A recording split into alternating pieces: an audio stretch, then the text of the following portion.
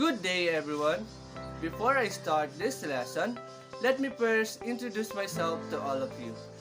Hello, my name is Jopper B. Eder, second year college at Laguna State Polytechnic University, taking up Bachelor of Elementary Education.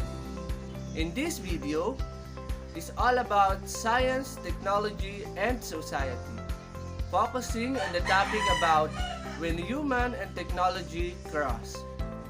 I will be discussing some history of modern technology, especially on the gadgets we are using now, like cell phones, laptops, and computers. Before we proceed, I have prepared a simple motivation so that every one of us get energized and have a happy introduction. So what are we waiting for? Let us start. So this game is called Guilty or Not Guilty. All you have to do is to be honest and do a hand wave on the screen if you feel guilty and you have experienced the situation that will be given later on.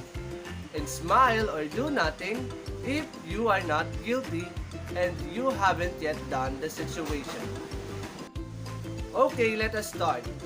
First situation is lie in a bed while having an online class. Guilty or not guilty?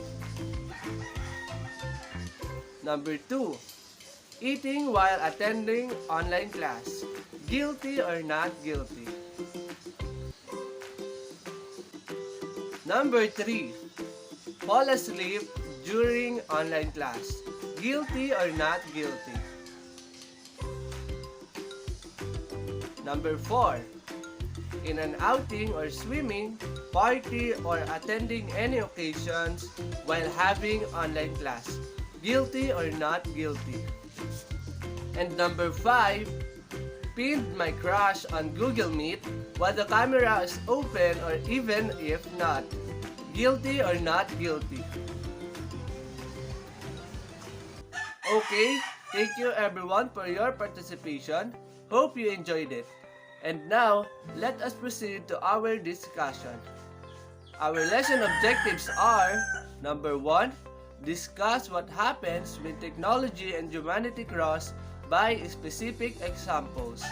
Number 2, share their personal experiences with regards to letter A, mobile phones, and letter B, internet surfing.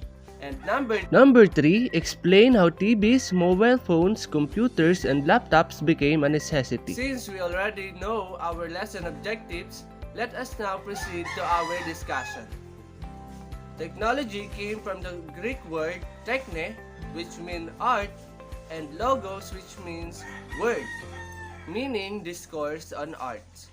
Technology keeps on progressing due to the changing times and environment, and also to the ever-progressing mind of mankind. And now, let us talk about technology now and then. Then, technology was used to talk about the arts or the applied arts. Now, technology became some form of necessity. Question: is technology nowadays a necessity or a want? You can answer this at the comment section. Number 2. Arts are no longer a topic, and the concept of machinery and tools were attached. And number 3, technology is an inevitable part of a society.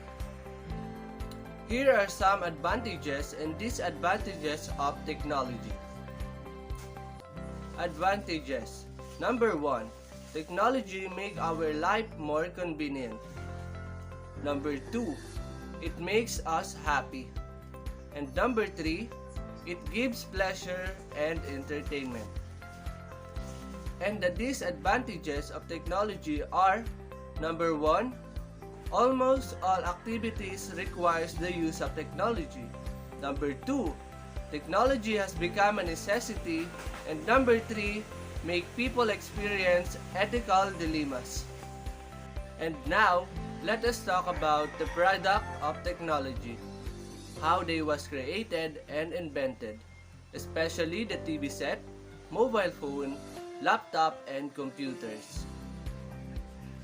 Our first product of technology is TV set. It is the ultimate medium for advertisement placements.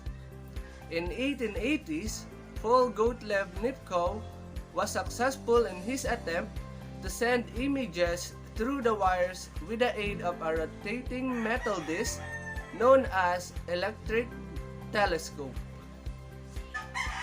Alan Archibald Campbell, Swinton, and Boris Rosing introduced the new system of television with the use of cathode ray tube, in addition to mechanical scanner system. They introduced the two types of TVs, which is the mechanical TVs and the electrical TVs. All of their works was inspired other scientists to improve the previous inventions, which lead to the modern TV that we are using nowadays. Number 2. Mobile phones. It is used anywhere and anytime for different purposes other than communication. It is also considered a must-have technology. In April 3, 1973, Martin Koffer made the world's first mobile phone call. Here are the characteristics of the mobile phone used by Martin Koffer. It has a weight of 1.1 kilogram, measurement of 228.6 by 127 by 44.4 millimeter. It is capable of 30 minutes talk time and it took 10 hours to charge.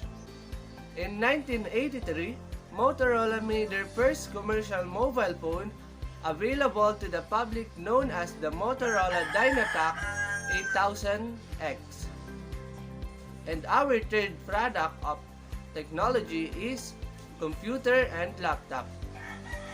In 19th century, Charles Babbage designed the analytical engine, which was used as the basic framework of the computers even until the present time. The first design of computer was so big that can occupy a whole floors of buildings. And computer was transformed into laptops.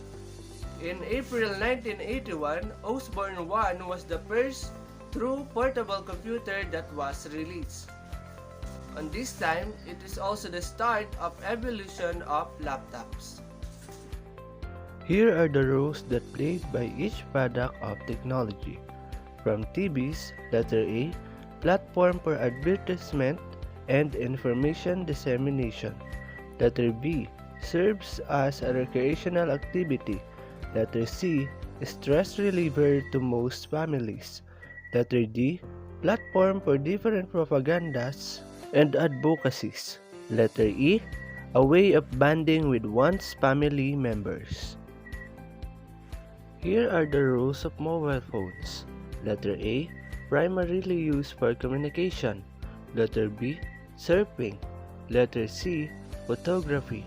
Letter D, other applications like music player, calendar, radio, TV, and photo editor. And lastly, here are the rules of computer and laptop. Letter A, surfing. Letter B, communication. Letter C, other applications like music player, calendar, radio, TV, and photo editor. Letter D, used in workplace because of wide keyboard, wide screens, separate keyboards, availability of mouse and touchpad, and letter E for gaming.